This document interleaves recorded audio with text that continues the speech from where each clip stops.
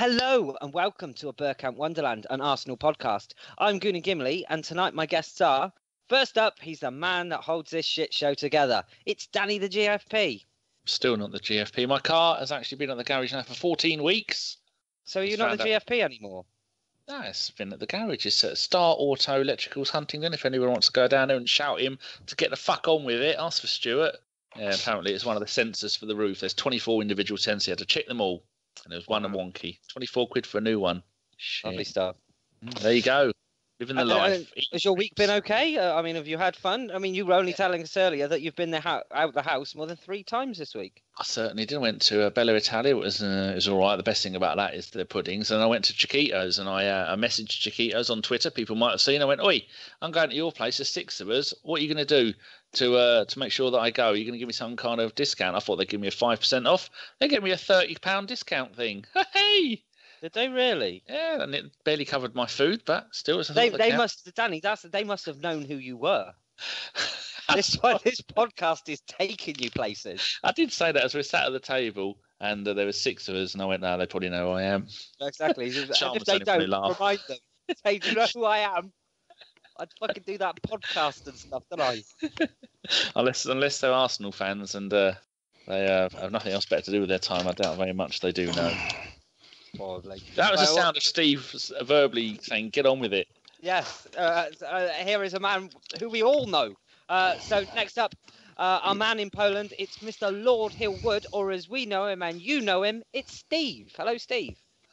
Gimli, there you are. What a mighty fine week it was, a Monday morning, to be perambulating down the high street in Warsaw to see the colleague who's a Chelsea fan cross the road and try and avoid you, but unfortunately get abused from the other side of the road at major volume.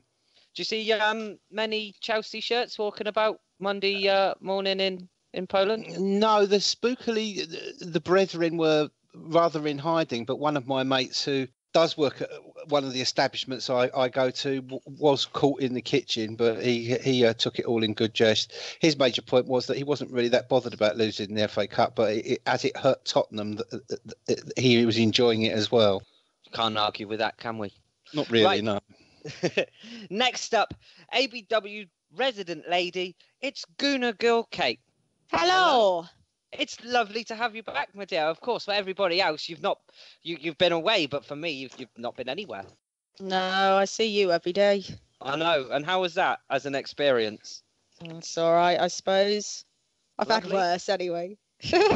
Yeah, that's lovely. Right, we'll move on to our next guest. Next up, radio rental, literally, it's Ellis Mel. Hello, Ellis. Hello, how you doing? I'm not too bad. How's your week been? Oh, lovely. It's great to come back on the podcast after a good end to the season, after what's been a bit of a drab one until now. So just happy, feeling good. Yeah, I was going to say, what a wonderful podcast it is going to be part of. I don't think there's going to be many moans until we do the contract extension bit later on in the show. But at this moment in time, I think there's not a gooner alive that hasn't been smiling from ear to ear all week. Exactly. Right, and our final guest, making his long overdue return to the show, it's Chaz Newkey Burden. Hello, Chaz. Hello, lovely Gimli. How are you? Oh, I couldn't be happier. I really couldn't. It's been an up and down week for other reasons, but football related, it's been pretty epic.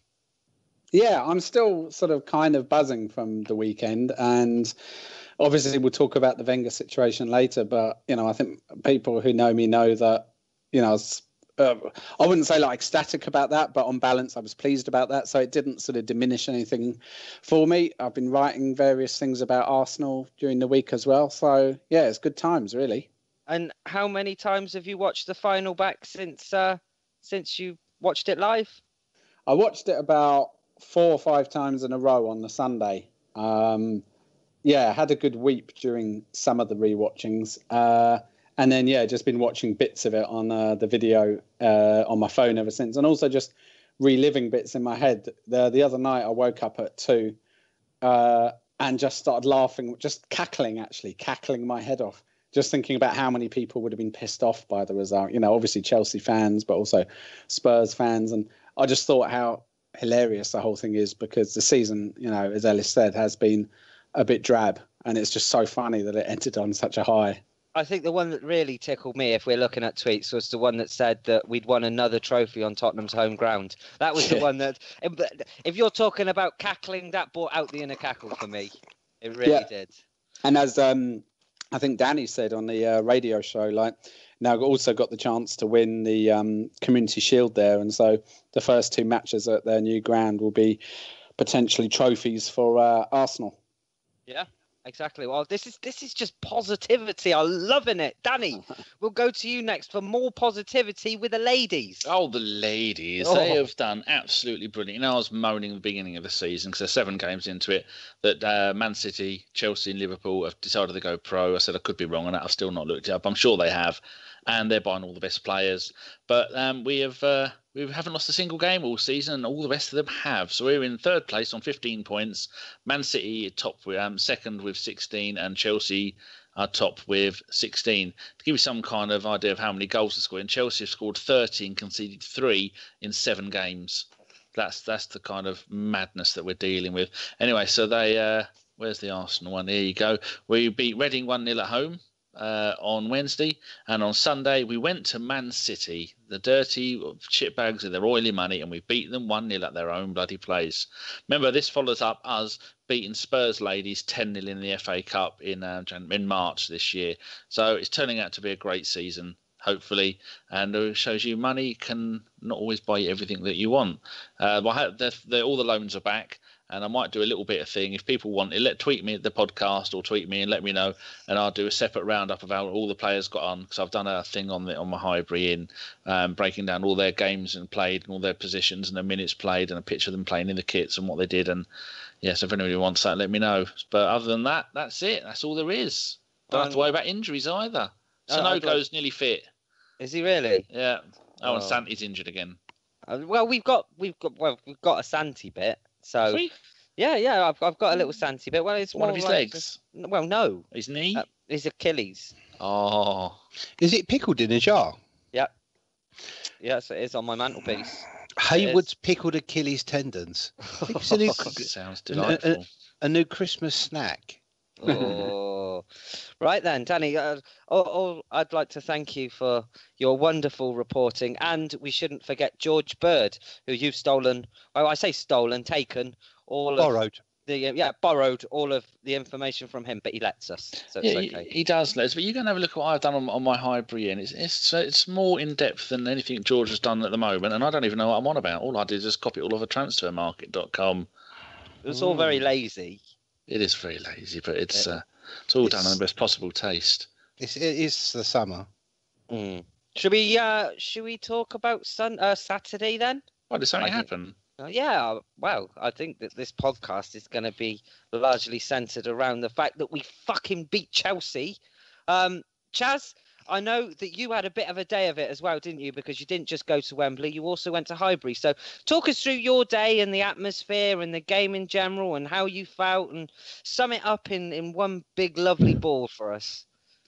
Well, I woke up not as nervous as I normally do before cup finals because, it's easy to forget now, but, a lot of us didn't really hold out that much hope over the match, certainly, compared to other finals we've been in. So therefore, I felt actually relatively calm, by cup final standards. But yeah, I went to Highbury on the way up. I'd through a guy on Twitter, a nice guy called James, who basically a couple of weeks ago, I just sent out a speculative tweet saying, has anybody who follows me got a flat in Highbury? Because I've always wanted to go back there properly. I've sort of snuck through the fence a few times and gone around, but I wanted to go in properly. And so I said, does anyone have one? And sure enough, he DM'd me shortly afterwards and said, yeah, do you want to come along? And why don't we do it on cup final day? So that was cool. So I met him outside the Marble Halls, and he actually owns a flat. He doesn't live there. He's got tenants. And so we went through in the Marble Halls, took pictures by Herbert Chapman bust, wandered around. We got lost at one point, and he was so apologetic. And I said, listen, being lost in Highbury, that is like a dream to me because, we all miss the place. And then it got a bit, we did loads of pictures on the pitch. I reenacted the Tony Adams Everton celebration. He reenacted the Thierry Henry sort of sliding after the Spurs goal celebration. And then he said, look, his flat's on the clock end. He said, look, we can go up there and like take pictures from the balcony. Like I'll ask the tenants. He said, I don't really know them. I've never met them, but we'll go and knock. But they knew we were coming. And he thought we might just get to blag our way in. And basically I had to leave in about 8 minutes from this point. So imagine like we knock on the door and these people have gone to a proper fucking fuss about the whole thing. They're all dressed up. They usher us through to the living room where they have spread out this enormous spread of food and booze. It's all this meat, all this cold meat, cold cheese, champagne, big posh champagne flutes. It was like this young Russian couple. And I walked in, I thought, I don't eat meat, I don't eat dairy, I don't drink booze, and I've got to go in 7 minutes. I'm going to look such a wanker at this point. The most ungrateful guest ever. I think they were sort of thinking we were settling in there. I think maybe they thought we were watching the match there. It was all a bit odd. Anyway, did pictures at the on the balcony. Refused every single type of food and drink they offered me. When I asked for water, it was as if I'd sort of made some slanderous remark about Vladimir Putin. I eventually left. Went to Wembley. The guy who I got the ticket off, another Twitter guy, he'd arranged to meet in Wimpy of all places. I didn't even know they still existed. And the Chelsea fans on the tube on the way up there were giving it so much stuff. There was no doubt in their mind about, that they were going to absolutely walk it. And I wish you could see when you go to cup finals the same fans afterwards. I wish that your tubes all corresponded, because I would have loved to have seen some of their faces afterwards. Got to the seat and it was right up in the upper tier. And I got this enormous fucking attack of vertigo. So much so that when I had to eventually go to the toilet, I sort of climbed along the row as if I was on the edge of a bloody cliff top, because I thought I was going to fall. Of course, that's because we got there 3 hours or 2 or 3 hours before kickoff. Once it was all full up, wasn't that scary. But honestly, if ever you want to get scared, go up into the upper tier of Wembley when there's nobody sitting between you and the edge of the tier. It's strangely scary. In terms of the match, somebody else might be able to do proper analysis. I was A, so high up, and B, so badly shitting myself and in the atmosphere of it all that I don't remember a great deal, other than I just remember the midfield hustling and just loving the midfield hustling, that we just kept, really putting our muscle in the middle of the field. And some of those chances that went missing, I mean, it was just terrifying, wasn't it? Because you just worried, like, are these our chances? And I was remembering different matches. I was remembering against Liverpool in 2001, when again we were just piling forward, and then that all went wrong. The gap between the Sanchez goal going in and him giving it, of course, same whether you were there or not, felt like about an hour. And yeah, the bedlam, and I want to say this actually, the bedlam when Ramsey scored, I've never known it. I've been to so many matches over the years, and big matches and small matches. I've never known people go so wild. Everyone went completely crazy. And this is the point I want to talk about, is the people who 48 hours later are sitting there on Twitter moaning about Wenger and saying, oh, cup finals don't count, blah, blah, blah. Well, I bet you were going fucking mental as well when Ramsey scored that goal. So therefore they do matter. And you have a choice, I think, all of us as a fan. You can be the person, because we are all both of these fans at different times probably, but you can be the person who jumped around, whether it's in your living room or at Wembley, going completely crazy when Ramsey scored, maybe even crying at full time with joy. Or you can be the one who sits there 48 hours later going, Wenger out, no, cup final doesn't paper over the cracks, cup final doesn't count anymore. Be the one who jumps around for joy. Be the one who connects with that joy of football in a childlike way, because it will support the team better and you will be happier. And that's really what I've got to say there. I don't think at this point, after on the back of an FA Cup winning, just signing a new contract, there's no good moaning. Moaning clearly does no good. We've had planes, we've had banners, we've had protests, and they've offered him a new 2-year deal. So whatever you do, whatever you think, whatever you say, it doesn't matter. I think probably the best thing you can do in the spirit of Arsenal Football Club is unite as a fan base, and let's be the fucking 12th man and support our team. Let's go to Ellis next. Is there anything else you picked out from the day that was like a wow moment for you? Like Chaz, I sort of I always find it hard. The last sort of 2 FA Cup finals we've been in, you watch the game and you're sort of a bundle of nerves. And I never really have much memory of the actual game. I have to find myself going back on the Arsenal player, or if I've recorded it, and just watching it back and just trying to watch the whole game and see it without the fear and the nervousness of what's going on. But yeah, it's just like Chaz.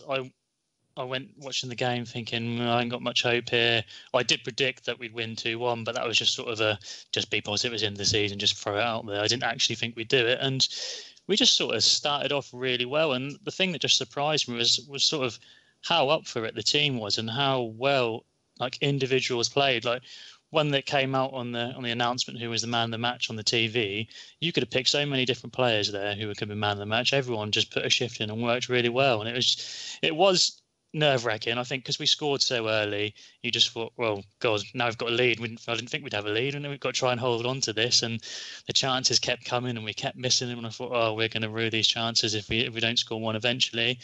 Then obviously Chelsea go and score one after being a one-man down, and you think, God, we can't lose this when we've got a man advantage. We can't do it. And I'm just sitting there about to put out a negative tweet, and 28 seconds or however much longer it was, Ramsey just put it in, and I've never celebrated so much. I was around my friend watching it, and there's a sort of mixture of people who support Man United, Liverpool, Arsenal. There's a big mixture of us, and Norwich fans there as well.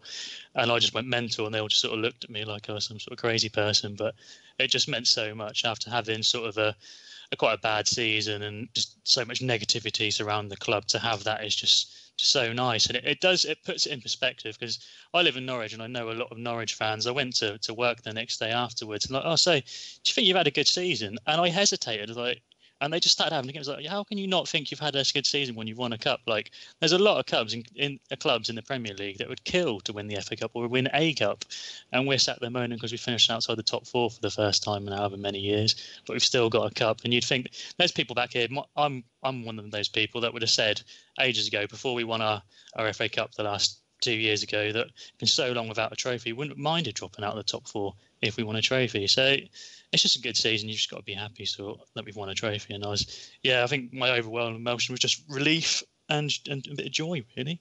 Just enjoying myself.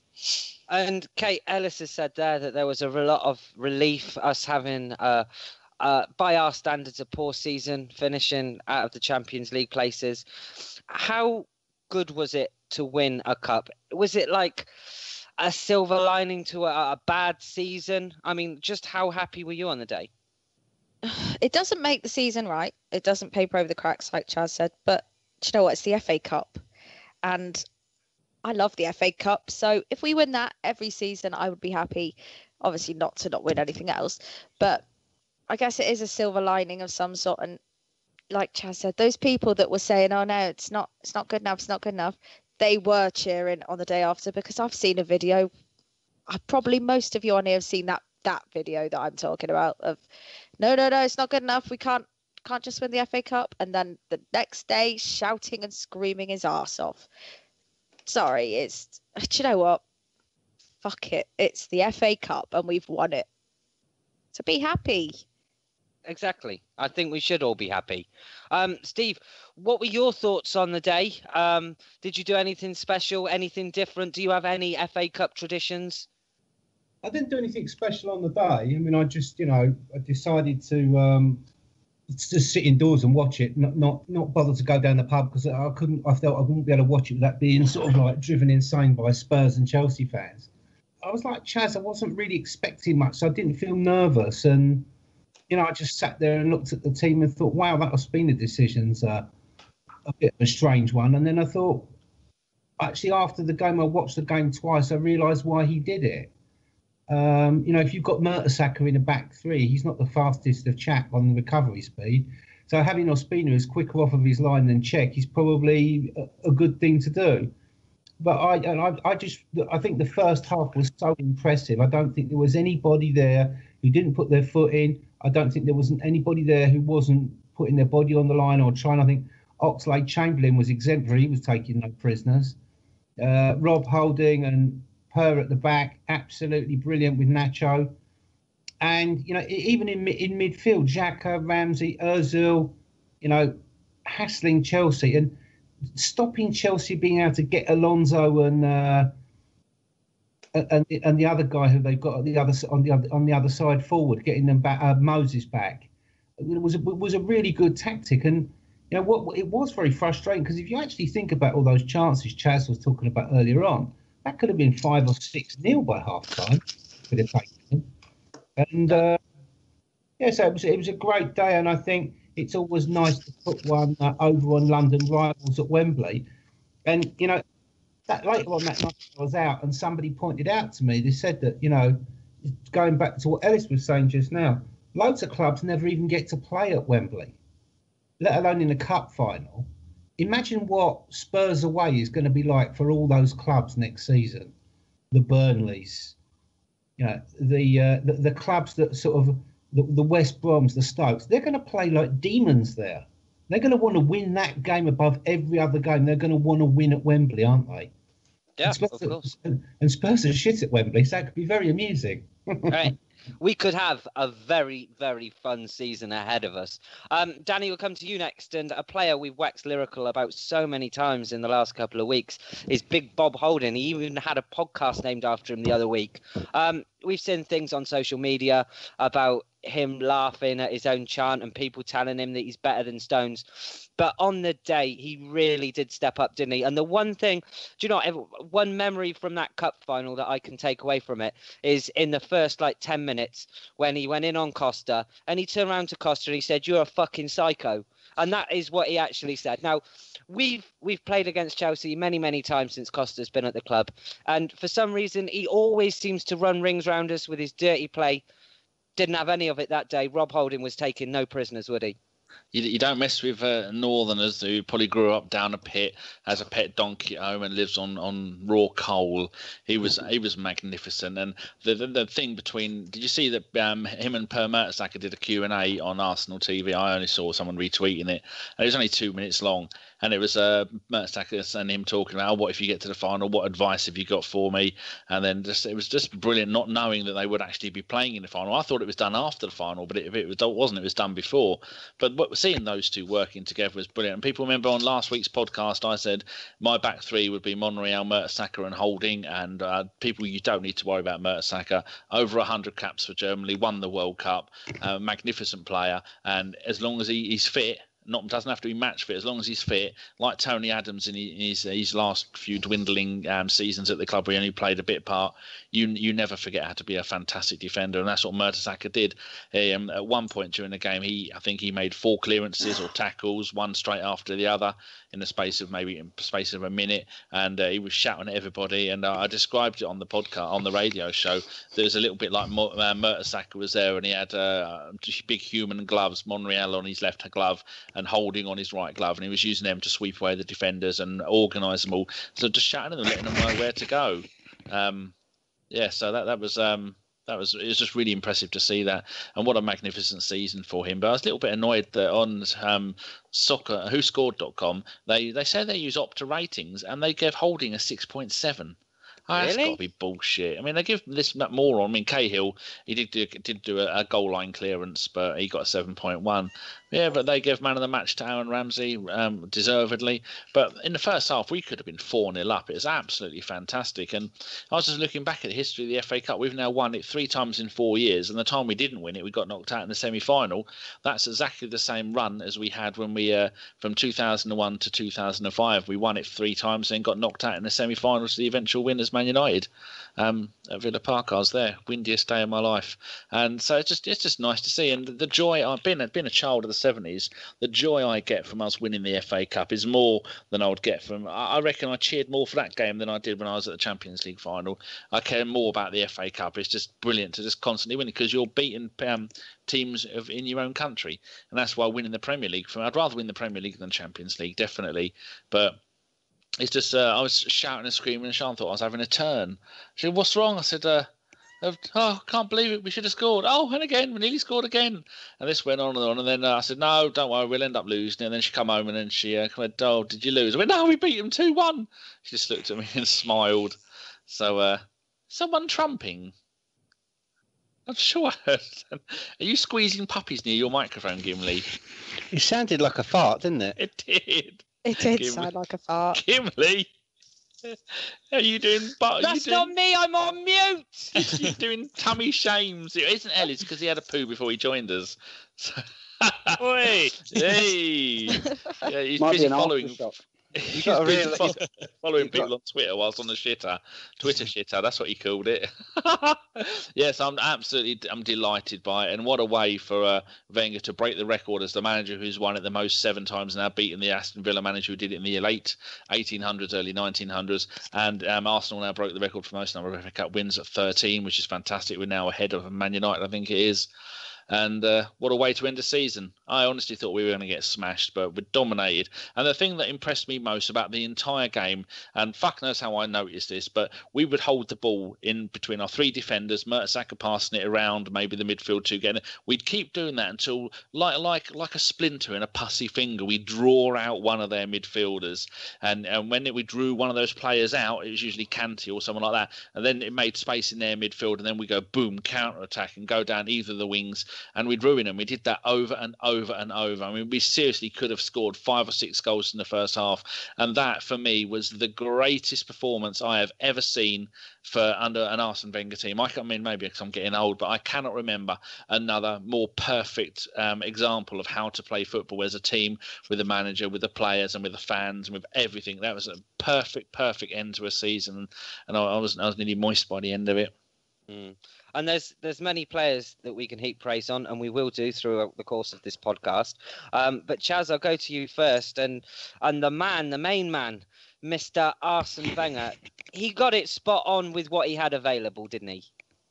He did, and I've heard that apparently Steve Bold told Ian Wright that the pre-match talk from Wenger to the team brought tears to Steve Bold's eyes, and that kind of adds up by the way that they came out, because there was something about the way they came out that was so different to what we would have expected, certainly throughout the season, but even at previous finals. I mean, God, look at how they came out against Hull, for instance. You know, they came out so fired up, and I love the idea that he gave them a real pre-match rousing speech. Of course, people will say, and I do understand, you know, well, pity didn't do it more often, but teams, managers, players always rise to the big games. You know, that's why people say of other matches, it's like their cup final. A cup final is what it is. It's a special occasion, and everybody's going to be that much more up for it. But yeah, he seemed to be getting a lot of things right throughout. He'd clearly identified like completely unsettling them at the beginning, because so many of the pundits leading up to it were saying, oh, Arsenal will come out and try and just keep things calm for 20 minutes to not go behind. Well, we came out the opposite. We came out fired up. So I think that was one of the first sort of victories he did. In fact, I think, again, it was Danny on the radio show said how by not doing this, any substitutions too early, sort of forced Conte's hand, to make his substitutions first, and sort of, put the sort of focus onto him to do that. And yeah, I mean, he was absolutely bossing it. But I do remember when they scored, I do remember having a moment where, and I'm obviously complete despair and complete doom, even though it was very short. It felt like longer. I was really surprised when I got home and I saw on Twitter somebody was saying, there was only something like 38 seconds or whatever between the 2 goals or whatever, because someone would have asked me as I left the stadium, how long was there between the goals? I would have said about 5 minutes, because that's how it felt in my head. Everything slowed down. But I also remember feeling embarrassed. I know it sounds weird, but I felt embarrassed when Costa scored. I thought, how could I have been so stupid to have started believing? Because I'd only started believing we were going to win about 5 minutes before that. We went one player up. Time was moving on, and I started to think, do you know what, maybe we can do this. And then they scored, and it just felt so sort of like, how could we have been so stupid? And so, yeah, anyway, I've gone off the point about Wenger. I do think that in cup finals, he does actually get things right. There were several things, just to jump back a bit to the whole cup final, where, for instance, Santi said afterwards that Wenger had told him which side to go if he got a free kick. Santi, got the equaliser. Wenger brought on bloody Sonogo, remember? And I remember when he brought him on in that match, everyone was like, what the hell are you doing? But Sonogo did actually begin to change things, surprisingly enough. And then he brought on, of course, as I remember, Rosicky and Wilshere late on. who again ran at Hull and did that. So this idea that he doesn't do tactics, I mean, you can certainly point to several big games where he did, and that was the case again on Saturday. Wonderful. I mean, it was just a fantastic day all round, and we will start to dissect this now. I think the first thing we should talk about is the Sanchez goal. There was a little bit of controversy surrounding it.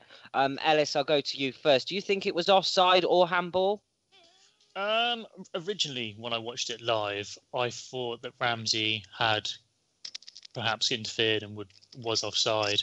I didn't notice that Sanchez had handballed it. That sort of part all happened a bit too quick for me in real time, which is probably why the referee didn't notice it either. And obviously, when it's gone in and he runs over to the referee, I just thought, they're going to call it offside. It's going to be called off. Let's not if that can happen. I didn't have any hope for it being called as a goal, and it was. And I was pleasantly surprised, and I loved it. But yeah, it's a very difficult one.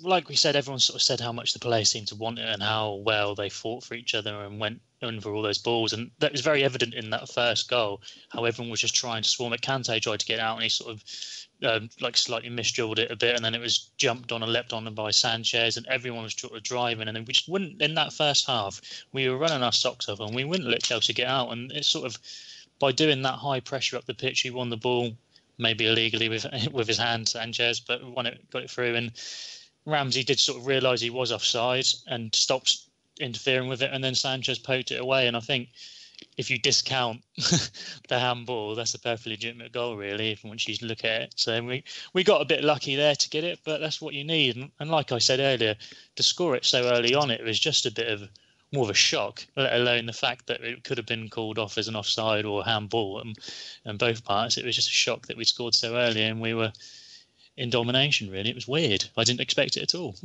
No, I think me and Kate sat there and watched it together, and there was just that silence in our house when he scored. It was the first celebrating the disbelief that we'd actually managed to score, let alone so early in the game. And then there was that, well, is it? Isn't it? And the commentator on the television was saying, yeah, definitely is. There's that air of uncertainty around it. And then when it gets given, Kate, you went batshit mental. Yeah, but not as mental as I went for the Aaron Ramsey goal.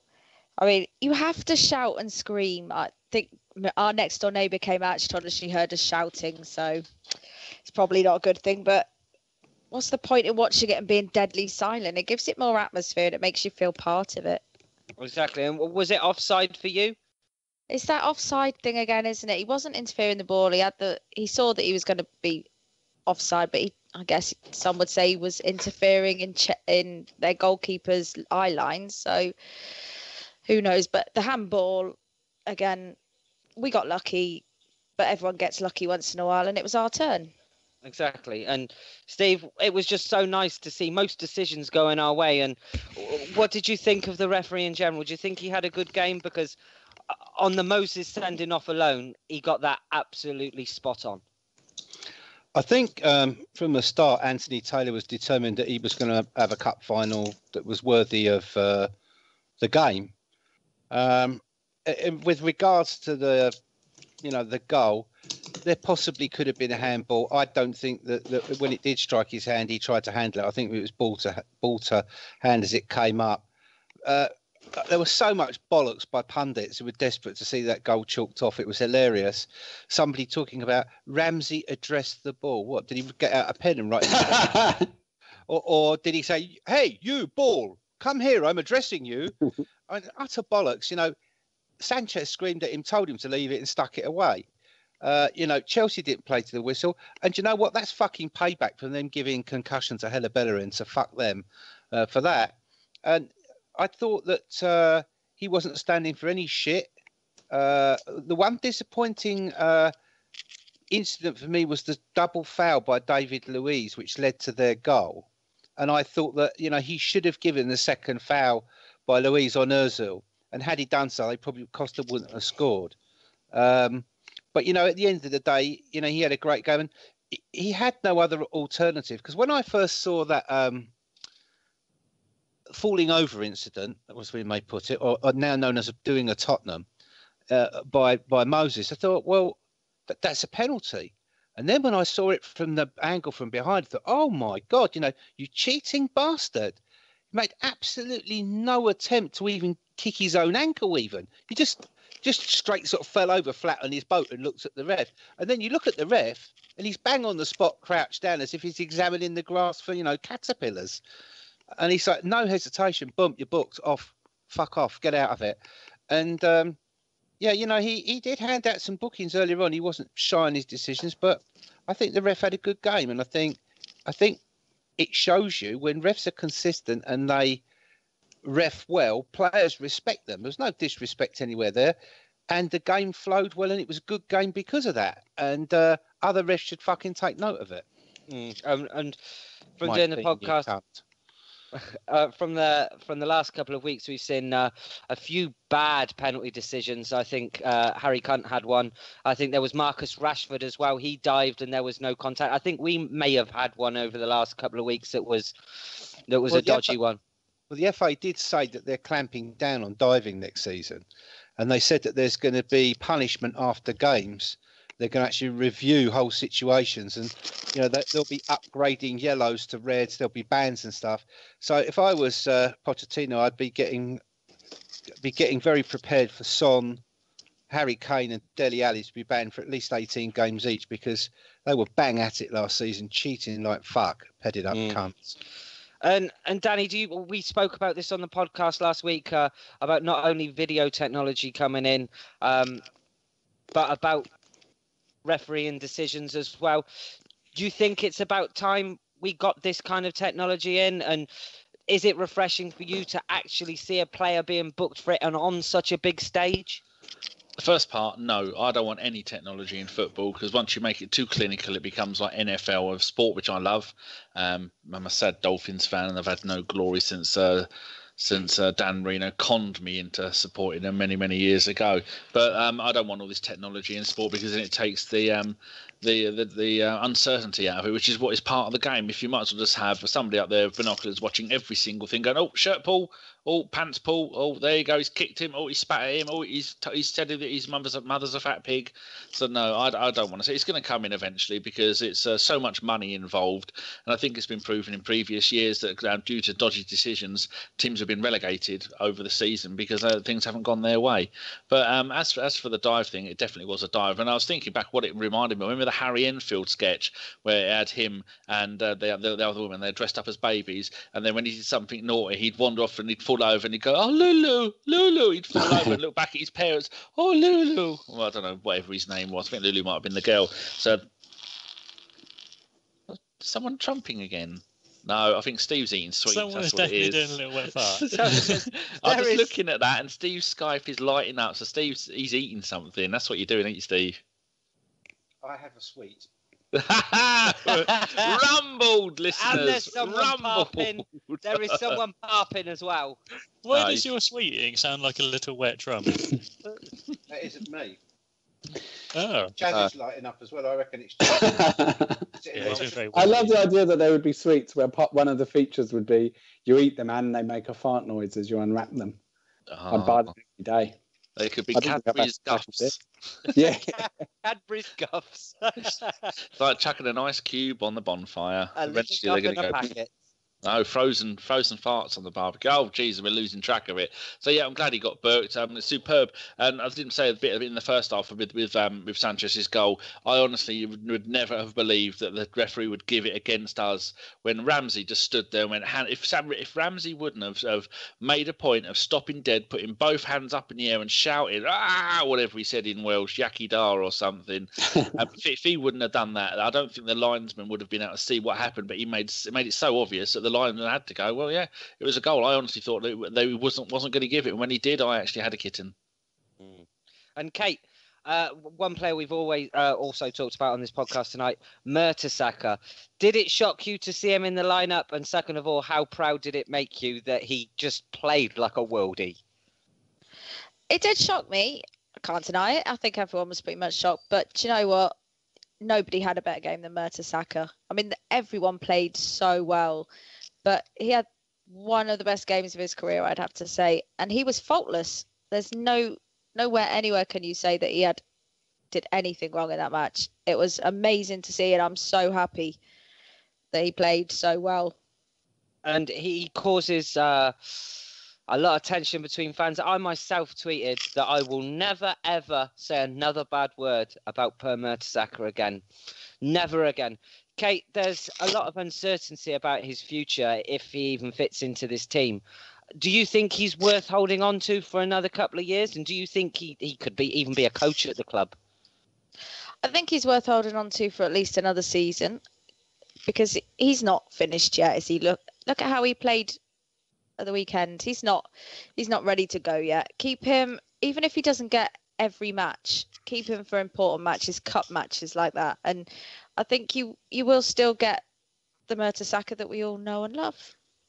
Is there anybody else that would want to keep Mertesacker on for next season as well? Hell yes. Yeah, just go on on, that Danny. Performance needs to stay forever. Yeah. but you think about it as well in the structure of our club. There are younger players at our club can learn so much from him.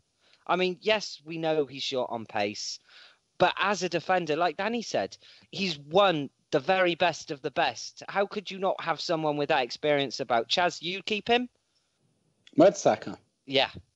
Yeah, sorry, I got distracted by the fact Trump's pulled out a climate deal. But yeah, I would keep him. I agree with Kate. I think, at least another season. And in fact, Wenger was quite into that at one point, wasn't he? Giving the older players their deals a season at a time. I don't know if the players really like it, but I think that would work well for me. Like one more season and then sort of see how he's doing after that.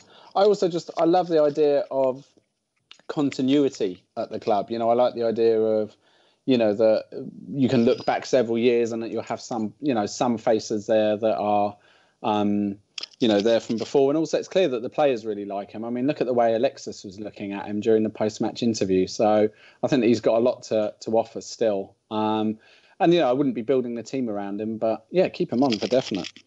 Exactly. Right. And another player that has been fantastic. It's player after player that I'm just heaping praise on. But Steve, we've spoken many times about Xhaka on this show, and a lot of people have alluded to the fact that he doesn't look like a £34 million player. Chris even said himself on this show a couple of weeks back, Granit Xhaka was a £20 million player. Do you think that the last couple of performances at the end of the season and the main one, the FA Cup performance, has made you think, yeah, actually, £34 million player, and he's going to be one of the first names on the team sheet next season?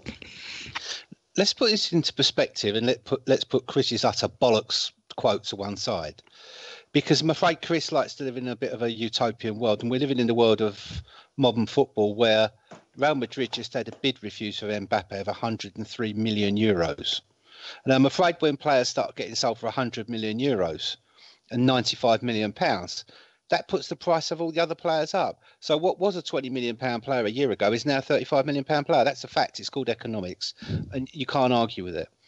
I would take people back quite a long time and ask them to remember what Laurent Koscielny was like in his first season when he played at Arsenal.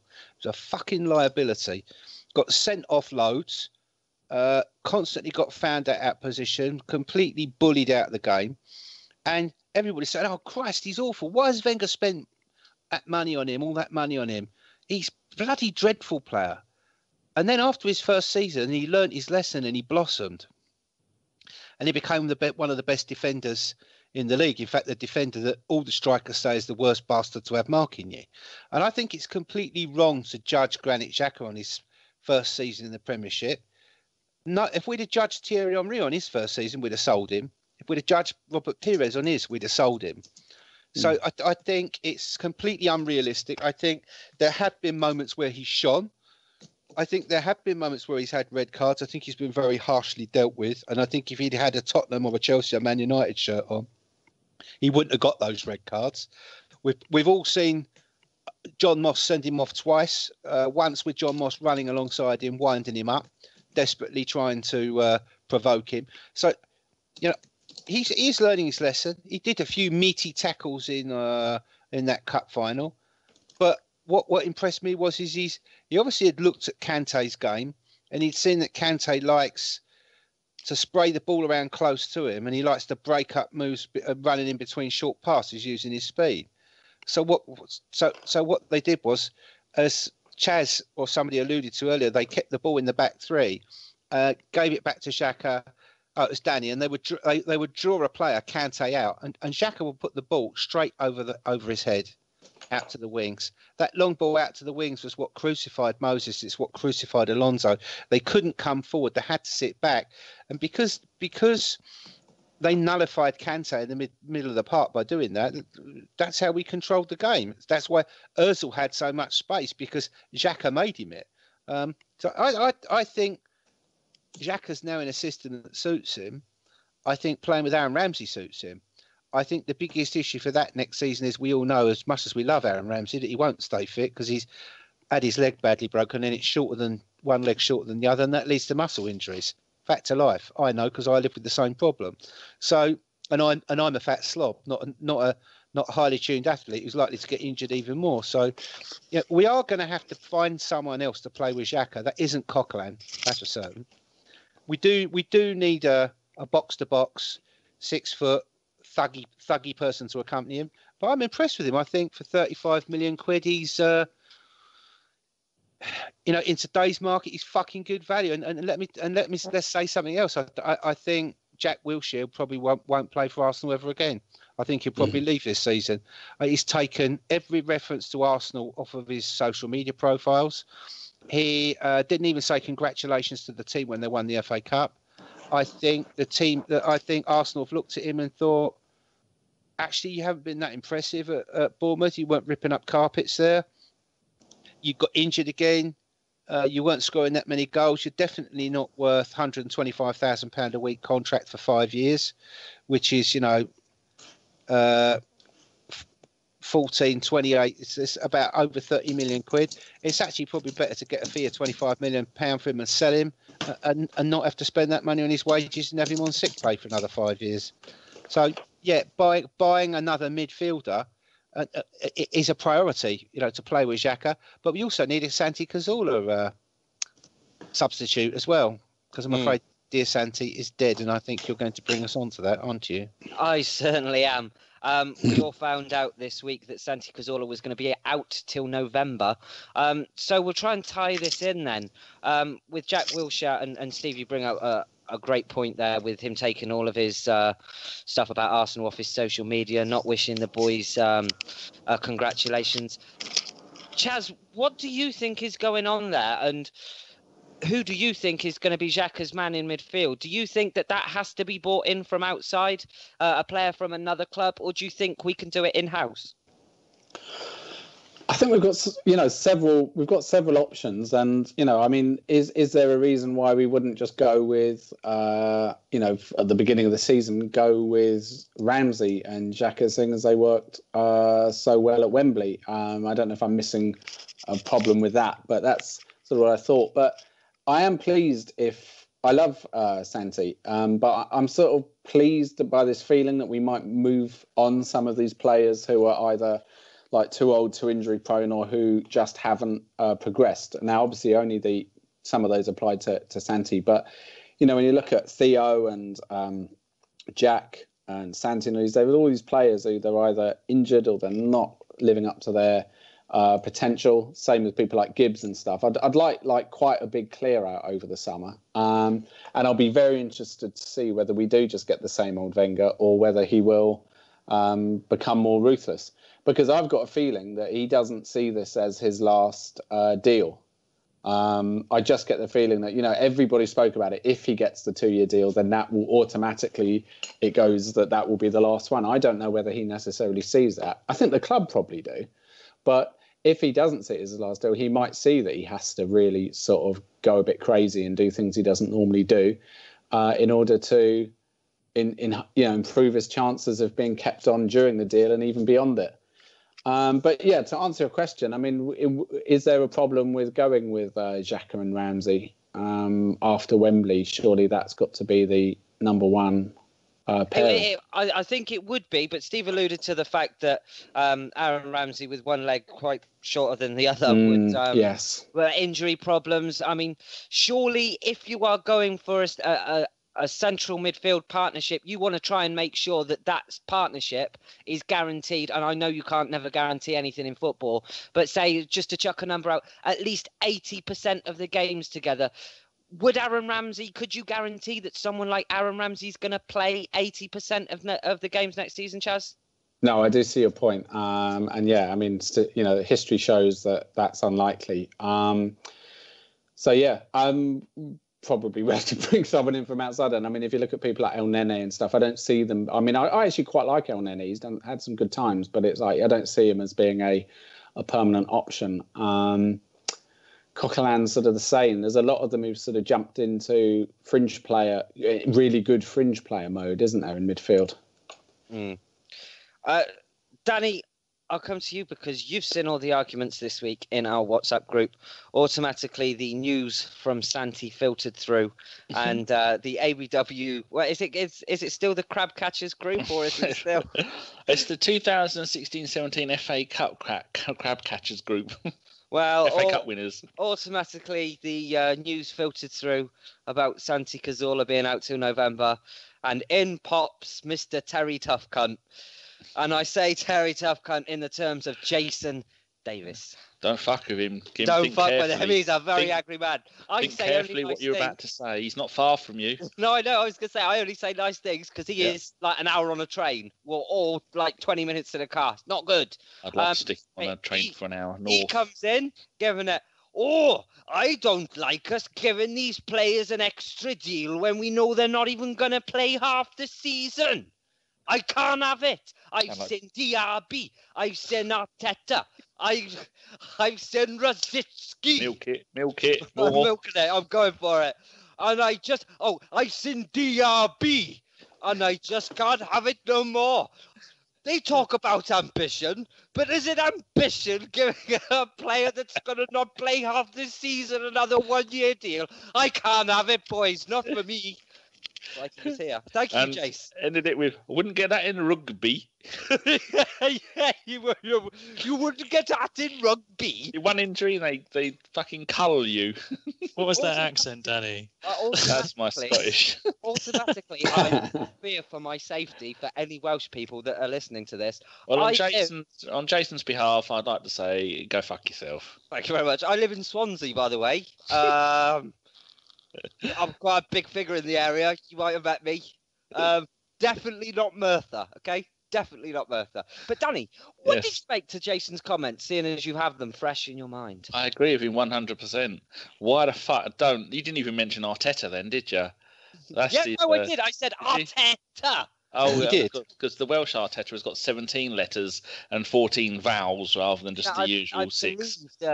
The correct pronunciation for Arteta in Welsh, and he's thinking, oh, fuck me, what's coming out is Ambagaclanplach. I think it's Arteta. I got your back, Jace, as the kids say. I ain't got your back, or I don't want you anywhere near your back. See, for me, this is one of the areas of change that I would like. I think it's exceedingly, as a business person, I think it's a massive conflict of interest for a person who has such close contact with employees to be deciding on their contractual future. And I think when you get someone, if we use Diaby as an example, you can understand that if someone's got a contract running and they've got an automatic clause which kicks in and extends it for a year, that's going to happen. And no one at Arsenal can stop that because they'd be done for breach of contract. But when you come to the end of a contract and there's an option to renew or to actually say, you know what, we don't want one.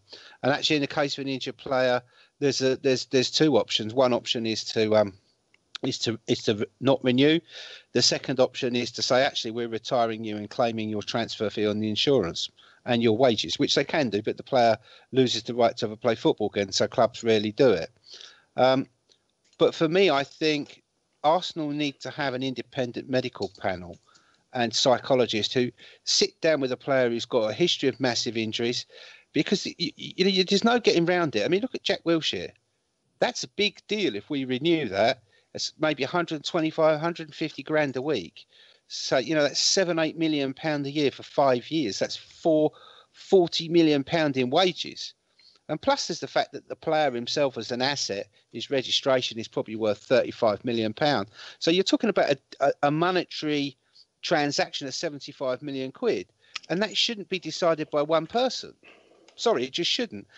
There should be people there who should advise the board, right, and physiotherapists as well. People like our Dom who sat there and said, right, okay, here's his medical history. Here's the X-rays. Here's what the physiotherapists say. Here's what the fitness coaches say. And their overall recommendation is, yes, he can play Premier League football. He will suffer some injuries, but he will play the majority of games, and it's worth giving him a contract. Or, no, he's going to break down probably once a year and will be out for 7 or 8 months, and you'll be paying him all this money for nothing. And based on that, then when they've got that, then the manager and the board can make the decision whether they keep him or whether they sell him to Liverpool because they're massive mugs. Mm. Ellis, what do you make of the Santi Cazorla situation? Do you agree with Jason?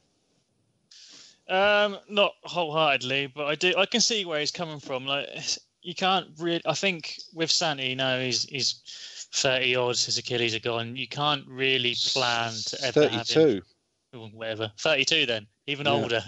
Yeah.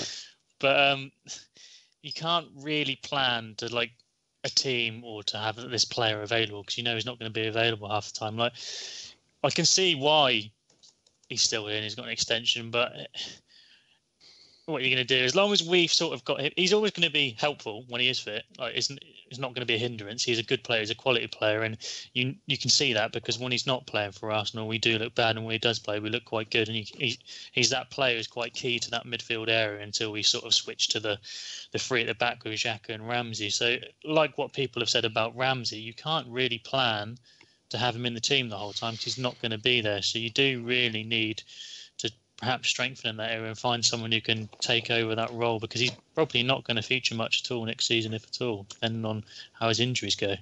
Mm. And if you're talking about contract renewals, two of the biggest we've got coming up will be Alexis Sanchez and Ozil. Kate, where do you go with these? Because if you're reading the stories, what's that? If you're reading the stories in the paper, they've apparently got together and they've planned to get over 125k a week. Would you say that there is ever a player at Arsenal that should be on 325k a week? If so, should it be them? It's a lot of money, and whereas I know Arsenal don't like to break their wage structure, we have to break that because everyone else is. And if we don't, then we're not going to keep players. And I think Ozil and Sanchez definitely is worth paying that money to keep him rather than letting him go to someone that could be construed as a rival. I know there's been a lot of talk about them taking their bio down off of Instagram as well, taking everything Arsenal off of Instagram. But do you know what? Social media, you can't place your life in social media. No, and if you're going to put a price, Chaz, on Alexis Sanchez signing a new deal and him wanting the earth to play for Arsenal next season, where do you say that's enough? Because we've seen him come to life in cup finals. We've seen him. If he wasn't at Arsenal this season, Danny said we wouldn't have even finished top half of this of the table probably. He is such an important player for us, and me personally, I can't even imagine Arsenal without Alexis Sanchez. Where is that wage barrier for him? Well, personally, I'd be happy if he went. I just feel like, all the things that people say about all his positives are absolutely right, of course. But to me, they're outweighed or at least leveled by a massive negative, which is, the effect that he has on team spirit, I think is enormous. We're not a team unit. We've not been a team unit in pretty much any match he's played in since he's arrived. He pulls focus, tries to make everything, all about him. And I think that this has a real effect on a lot of the other players around him and a really disruptive one. Now, when people say, because there are people as well as me who, would like him to move on. When we say that, we don't envisage that he will move on and then we'll go out and play with 10 players. The idea is that he moves on and we go and get a player who's talented, but is also willing to play for the team and not try and make every single match all about him, which is quite important. And I think the problem is, I described him, article, earlier this season as he's like the Brexit or Trump of football to me. He's the one who, his whole message to the world, his implicit message is, I'm the only one who cares here. I'm the one who really cares. Go with me. And people obviously lap it up because he plays to the gallery. And you can actually contrast this with the other player you're talking about, which is Ozil, who is the complete opposite in many ways. What he does is quite often under the radar. He doesn't make so many expansive sort of crowd-pleasing gestures. And therefore, he gets the opposite sort of problem. He is often undervalued and underrated by fans. And in my opinion, Alexis is often overvalued. And we had similar things, actually, when you look back with Ian Wright and with Thierry Henry. I mean, they were similar characters. They too wanted to make things about them. But I felt that both of them, particularly Wrighty, had a real heart and really cared about the club. Whereas I think with Alexis, he only really cares about Alexis. So genuinely, I just find it so boring. He will always do well. As long as he's at Arsenal, he'll always do well. And he did well this season. Lots of goals, lots of assists. But we won't do well, really, really well, while we've got him in the team, because you can't go and really beat the elite clubs and really win the big trophies when you've got someone in your team who week in, week out thinks it's all about them. Wow, that is, from my point of view, very controversial. Is there anyone that would like to challenge Chaz on that? Is there anyone that would love to see us pay whatever Alexis Sanchez wants, or Ozil? Can I make a point? I mean, I think people need to understand that wages now are not, just a salary. This is about, with players of that magnitude, of that class and of that visibility as a brand worldwide, it's a question of image rights. And, the reason what United did this legendary deal with Wayne Rooney when they put him on 295 grand a week was that Rooney sold the club his image rights.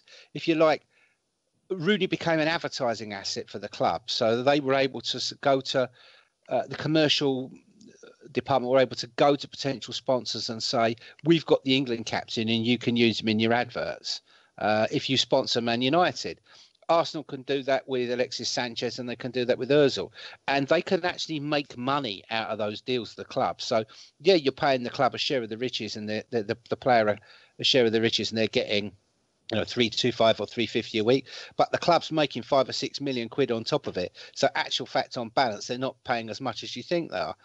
I have some sympathies with what Chaz says, and I have some disagreements.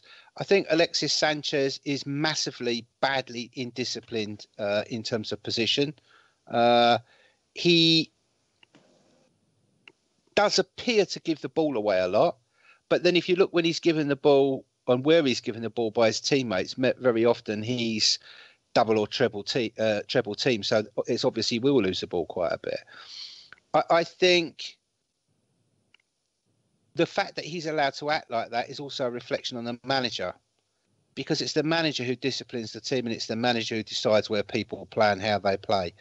And I think that because Alexis has been able to become the main star, the main man at Arsenal, as Jeff would call him, he's able to get away with that.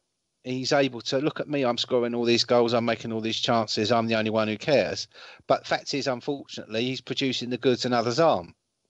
And I think if you gave Arsene Wenger the choice whether to keep him or sell him, he'd keep him because he's a match winner, he's a match turner. He's a person you can build a side round. Him and Ozil are people that you can add players to that, a couple of players to that team, and make it a completely different thing to which it is now. And then you've got various options of how you play with those people. However, having said that, I think that's irrelevant because Alexis Sanchez has never, ever re-signed a contract with any club that he's played for. I think in modern football, the idea of players loving clubs it's extinct. There are going to be no more Tony Adamses who just stay with one club all their life. It's about money. And whilst Carl Jenkinson might cry when he gets sold in the summer, the fact is he ain't Alexis Sanchez. Sanchez will probably move. And if he does, then hopefully to somewhere like Bayern Munich, where he will disappear a bit. Because why wasn't Pep Guardiola playing him at Barcelona? Yes, there were other players who were just as good as him in the team, but he wasn't played because he pissed off Guardiola because he was bloody appallingly disciplined in positionally. Ellis, do you want to say something, mate? Yeah, well, I was going to say it, but you can finish what you're saying. That was all. But No, go on. No, you Off don't. you go. No, that's much. I was just going to say that I agree with points that you're making and Chaz, and I just think I don't agree with the one point that Chaz made really, which is I think we can win stuff with Alexis Sanchez at the team. I completely agree. It looks like by all accounts he will be off to Bayern Munich, but I think if he stayed at Arsenal and we supplemented him with better players around him, I think sometimes Sanchez looks around and before the FA Cup he was seeing players like Coquelin and other players like that who he just doesn't think are his level, so he doesn't trust them enough.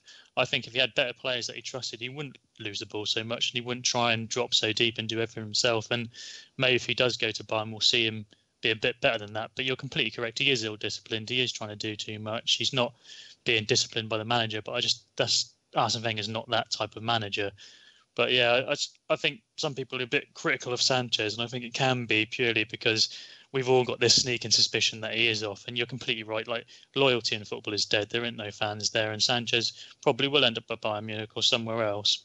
Well, they could have him for 60 million quid and Douglas Costa anytime they fucking like. Of course they can. It'd be lovely. But it's hard. Like I just wanted to chime in and just basically say that I thought Sanchez, we can win stuff with Sanchez, and like you say, he is the only one that has performed really consistently throughout the season. He's had blips, but he is a match winner, whereas Ozil can't really be that match winner because he's not that sort of type of player. He's like the assist that he gets, the way he plays, the way he keeps us ticking over and turning over. If we had a more mobile striker, then I think we'd see a better Ozil who would get more assists and would be more influential in games because he's got something that can pass to him. We all know the weaknesses and strengths of Welbeck and Giroud. Giroud hasn't got the pace, but he's quite good at finishing. He's good at holding the ball, whereas Welbeck has got the pace, but his touch sometimes lets him down. His finishing's not great.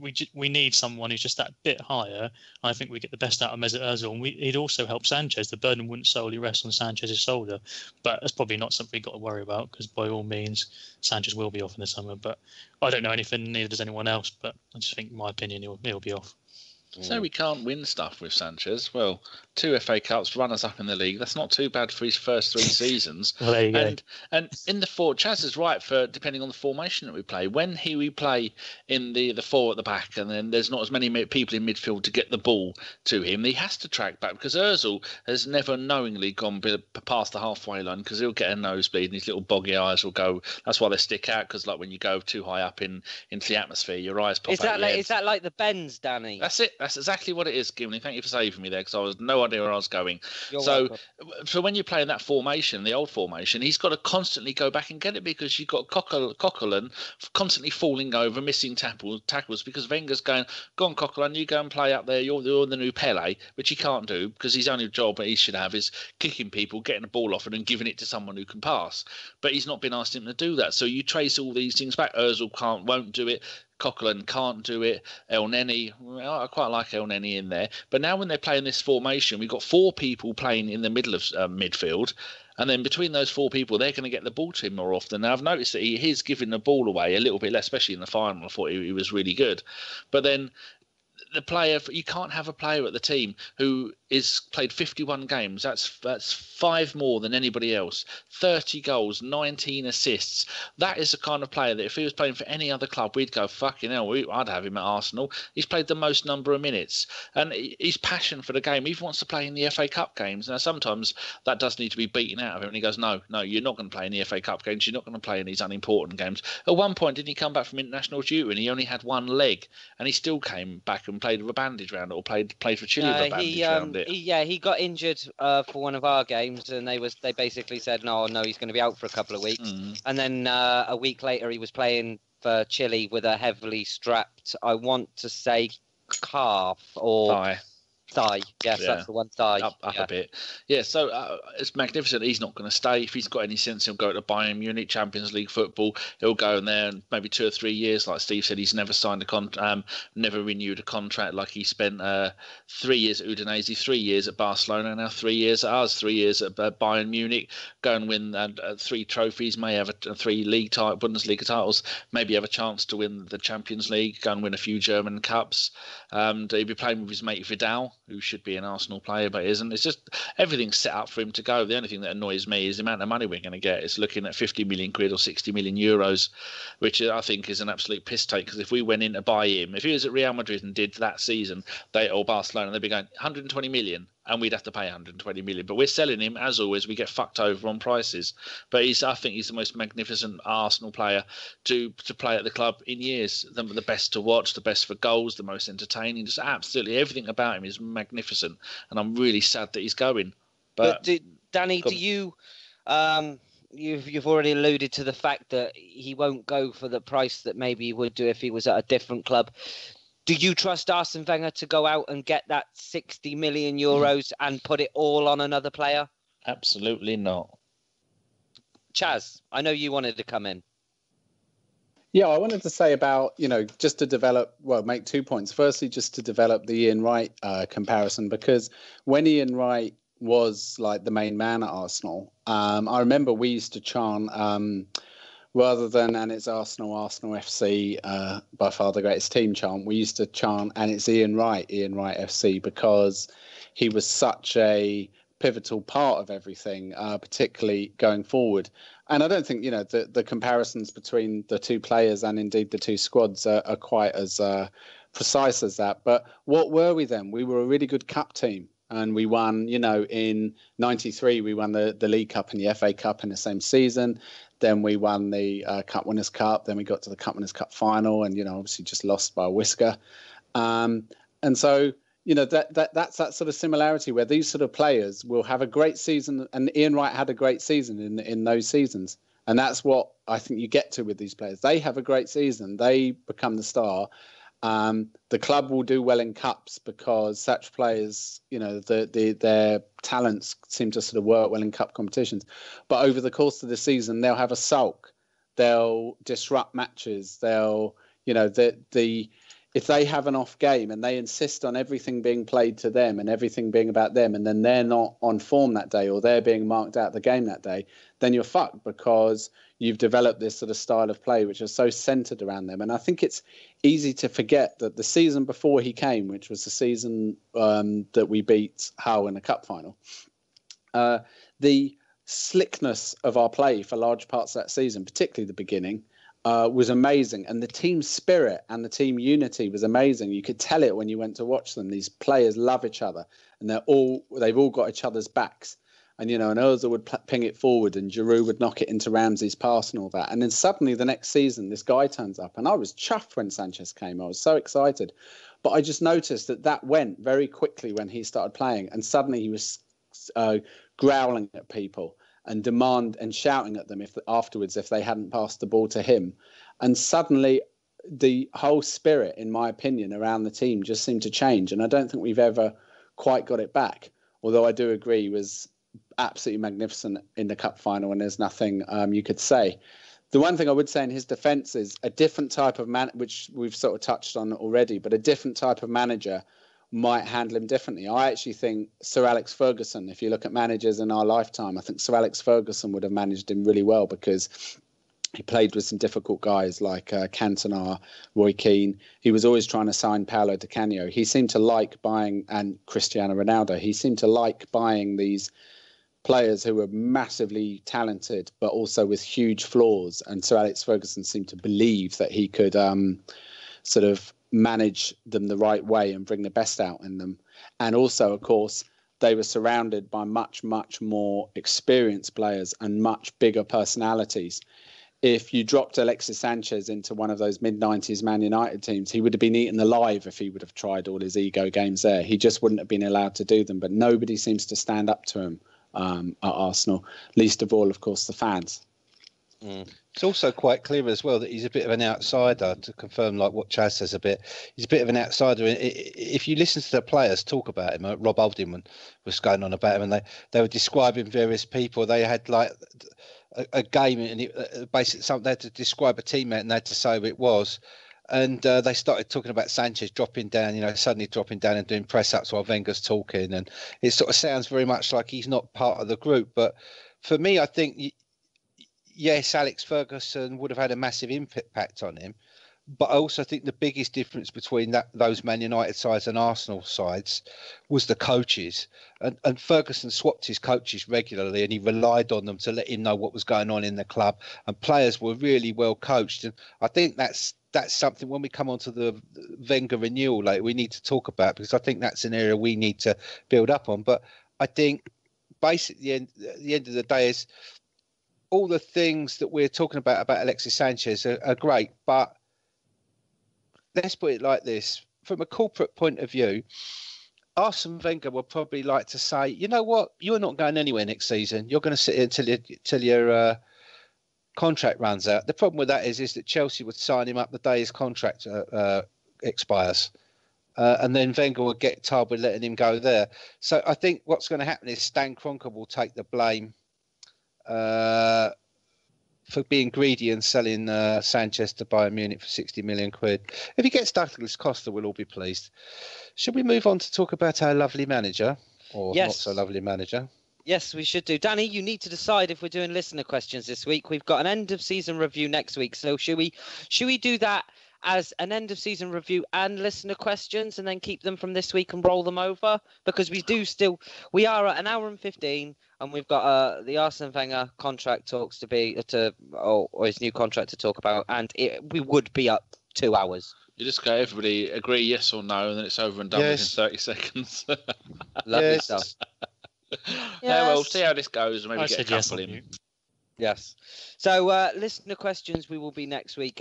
Thank you for everyone that sent them in. We will roll them over. I'm trying to get we're trying to arrange a day where we can all be together, or as many of us as possible. It is going to be live. So we'll keep you updated on that. But the next major thing we have to talk about is, was it Tuesday or Wednesday it was announced? Wednesday. Or was it Wednesday? Okay, so yesterday's news that our beloved manager would indeed be staying for another 2 years. Danny, does this make you happy, or does it make you sad? It makes my Twitter timeline more interesting with all these self-appointed seekers of justice and truth. I haven't got a tooth from there. Got to go Tuesday and get it looked at. A bridge. There you go. Because I know you're all wondering. It's going to make it interesting. I don't remember the last time the board rang up any Arsenal fan and go, "What would you like? What do you think we should do with the club?" He's always going to do what is easiest for him and what Wenger tells him to do. So I said all the way through. You can look back to any podcast this season and said he'll stay. He's not going anywhere. 10 million reasons why he's not going to go anywhere personally, and because the owner knows fuck all about football or doesn't really care. Now his son is taking an interest in football. There's been talk that some of the people behind the scenes that might be leaving because they're not happy that Wenger's staying. And I just support the club no matter who's the manager. I don't really care. Makes no difference to me who's managing the team. I would have liked to have seen a new manager come in, but it's not going to happen. They're not going to do what I want. I'd have loved to have seen Jurgen Klopp come in. I'm glad that Tommy Tickles from Dortmund isn't coming in, because he's only been a manager for 5 minutes. I wouldn't have been that sad if we'd have got Fat Sam to come in. At least we'd learn how to defend, and it would be a little bit of fun, and he'd constantly do the interviews. I like Fat Sam. But maybe we might need him towards the end of the season, maybe about February, when we're battling relegation. We might need to see Fat Sam, although he's retired. But I don't really care. I just think it's funny that all those people, we know this, we're demonstrating that, this has to happen, that must happen. No, they're not going to listen to you. They do what they fucking want. They own the club. Much like if I owned the club, I'd do whatever the fuck I want. Actually, I'd try and have it a little bit more democratic, and I would actually invite the fans in and listen to what they say. Much like how we run ABW, Gimli. They tell us what to do. That doesn't happen at Arsenal. No, and it should happen more. Kate, your thoughts? Were you happy or sad that he signed a new deal? Of course, we've had protests all season. There is the possibility that a couple of losses next season, we could be exactly where we were, say, 2 months ago, which when it was just hate and abuse and planes and banners and just fuckwittery, really. So where do you stand on the new deal? To be honest, I'm pretty much in Danny's camp there. I agreed with everything he said. I would have liked to have seen someone new brought in, but while he is our manager, I will support him, because going against him didn't do anything this season. And you protest again this season, what the fuck is it going to do? He's got a 2-year contract. And yeah, there is every possibility that we could end up in exactly the same position. But what is the protest going to do? Because it didn't do anything this season. No, that is true. Chaz, how do you look at it? I'd say I sort of, on balance, I welcome it. I'm not sort of like running around punching the air with joy, despite being, a big Wenger loyalist. It's not about ecstasy or joy, but it's, on balance, I think that it's what I wanted. And I think on balance, it was deserved. I mean, I wrote a piece this week and where I did a sort of, for The Guardian, where I did a sort of a thought experiment where basically I said, imagine that in the summer of 2013, Wenger walked away from the club and we got a new manager, and then imagine that new manager sort of basically replicated what Wenger's done. So the first thing he would have done would have been signed Mesut Ozil, like an earthquake signing, then gone and won the FA Cup, the first silverware for 9 years. The following summer bought Alexis Sanchez, my favourite player, and then gone on and won a second successive FA Cup. Then there's a second place finish the year after that in the league, our highest for 11 or 12 years. Then there is this dodgy year in the league and we finish outside the qualifying positions for Europe, which is bad. But then he wins the FA Cup, one of the most dramatic afternoons in the club's history, beating the champions, absolutely humiliating the champions. I think such a new manager wouldn't have been removed this summer. After such a record. Now, of course, you can't exactly compare the two because the new manager wouldn't have the baggage and Wenger does have the background of having bought players. But I just don't think things are that bad. It was it wasn't a terrible season in the league. It was a very bad season in the league. And I understand why people got annoyed. But no, I'm glad he stayed for a number of reasons. Some of them sort of more profound than others. Basically, the unprofound ones are because it pisses off pretty much all the idiots. And that's not to say that I'm saying all Wenger out people are idiots. There are lots of people opposed to him who I would not describe as idiots, but all the people who are idiotic among Arsenal fans, in my opinion, are annoyed that Wenger is staying. And I've greatly enjoyed watching them tweet about it. I've greatly enjoyed watching their meltdown, and I've just greatly enjoyed thinking that they're annoyed. I think the other thing is that, going back again to Highbury, it's like when I look at how much the club has changed in every way, even non-footballing ways, since we moved from Highbury. I mean, when I used to ring up Highbury, when I was a kid and I was following the team, I knew who was answering the phone. I could recognise their voices. I would have seen them on match day. If I was ringing up to ask about tickets, I'd know who the person was. In many cases, they would know who we were. Oh, yeah, I know you. Even though it was a big fan base, there was that family feeling to the club. And all of that, and it was Highbury, and it was the Hill Woods, and it was Dean, and it was Graham and Terry Neal, and then Wenger, and all this sort of stuff. And when Wenger goes, that last link with that will go. The only real link we'll have with those days is Ken Fryer, who I must admit, the other day when I sort of saw a picture of him in the dressing room at Wembley, I sort of thought he died, but I often do that. Either someone dies, and I assume they died 10 years ago, or vice versa, but we would lose all of that link to those times. And I know that, we want to win Champions Leagues, we want to win the league, we want to do all of these things. But to me, personally, I can only speak for myself, and I recognise this as a peculiar point of view. That connection with the past is as important to me. That feeling that the club still, in some way, represents a club that I fell in love with. Because Arsene Wenger is the only part of that era. I've been a fan since '79, but he's the only aspect of that era at Highbury that is still about. And when he goes, I'm going to really miss it. And so I'm well happy for 2 more years. That's perfectly good. Steve, I know you wanted to come in on this as well because you have a slightly different angle. There's 2 angles. I mean, it's my own personal emotional issue, and I've been going to the Arsenal since 1964. And I've seen Arsenal been fucking dire and brilliant under George Graham and brilliant under Wenger and moribund under Wenger. And for me, I think I wanted change. And I wanted change because, to put this into a political perspective, I felt Wenger had become like Donald Trump. I think he had been caught in an information bubble surrounded by yes men who were playing lots of confirmation bias tricks with him, saying yes to everything. Nothing was changing. And what really infuriated me, infuriated and it pleased me with great pleasure at the same time, is how is it we can suddenly change the system and win 9 games on the trot and win the cup and trounce Chelsea at Wembley? Why the fuck couldn't you do it 6 matches before? So we didn't lose to West Brom. We didn't get hammered by fucking Crystal Palace, and we showed up at the derby.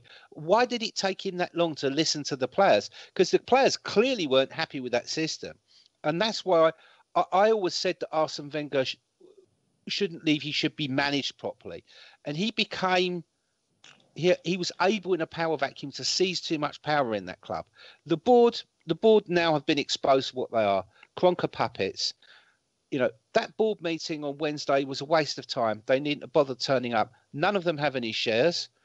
Actual fans who own 3.6% of the club have more fans than everybody in that room. Ivan Gazidis holds 1 share, which is symbolic. Ken Fry holds another. David Court owns another because they're required to by law. And 67 point something % of the shares belong to Kroenke. He had a private meeting with Wenger. They decided what was going to happen, and the board were told to rubber stamp it the next day. Now, I feel sad that the club's come to that. I feel sad that there is no change and no democracy. I think it's bad that we've kept coaches who are past it, aren't up to the job, who aren't probing the manager and saying, so and so really would be better if we played in this system. You can't base the whole of next season on Santi Cazorla like they tried to last year and it didn't work out.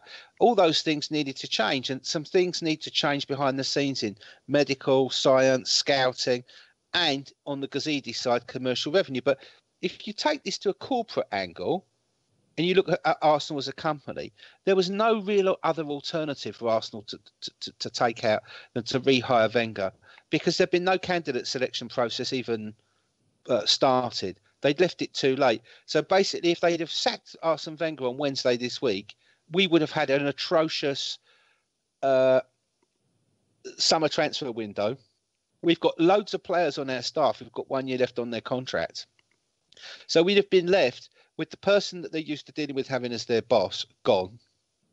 Lots of them unsure about their future, new manager coming in, not knowing the situation, new structures cobbled together and not working. It would have been a completely massive risk to the company, and that's why it didn't happen.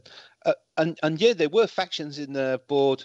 I believe it was Keswick, Josh Kroenke, and Gazidis lurking behind those two, wanting change and wanting Payton out, wanting Primorac out, wanting some football direction, other changes. But I think we can see who rules here. Daddy told son to shut up and made a decision. So, it is what it is. We've got Arsene Wenger now. Let's hope Ivan Gazidis and the board can get some few changes. Maybe one or two of the yes men have to move on.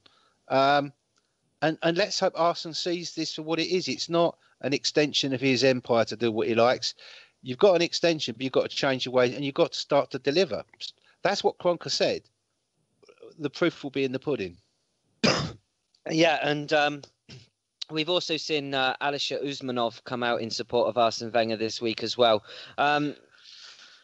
Ellis, what do you make of that? Do you think that we're all just trying to unite the club? Do you think it's all just time that we united as fans to got together, realised that this is it for the next 2 years? Nothing's going to change it. Obviously, there's nothing really that he's going to do that's going to get him the sack, and we should just accept it. Yeah, I wasn't really surprised that Arsene Wenger got the deal, and I wholeheartedly agree with you. Really, I've sort of I've said a little pact to myself that I want to try and keep positive for the next 2 years, because what's done is done. There's no change in it. There's a lot of sort of self-indulged attention seekers out there on Twitter who like to shout really loud and think they're fighting the good cause and all this sort of shit. And it's just like, the board don't give a shit. Danny said it earlier, Stankrake don't give a shit. He doesn't listen. They'll do what they want. But I think these protests, these banners, all this sort of shit that's been going on towards the end of the season, I just think, if anything, it's just detrimental to the team. I don't think it's ever going to improve the team, and I don't think it's really going to get across the board. The only way that the board or Kroenke is going to listen is if he stop getting money. At the moment, he's not going to. You can sit there and say, well, I'm not buying any club merchandise, or I'm not going to these games, but someone will go to the game. Someone will buy the tickets. People say that. They don't go to the game, but then they sell their ticket. So the tickets are still sold. The money is still coming to the club for those tickets. Like, they're not missing out. They're not going to listen. And they don't give a shit about some cunt with a banner waving it around banging his drum, screaming into his camera during the game, his camera phone. Who equally turns up at a cup final and celebrates like he's Arsenal's biggest fan.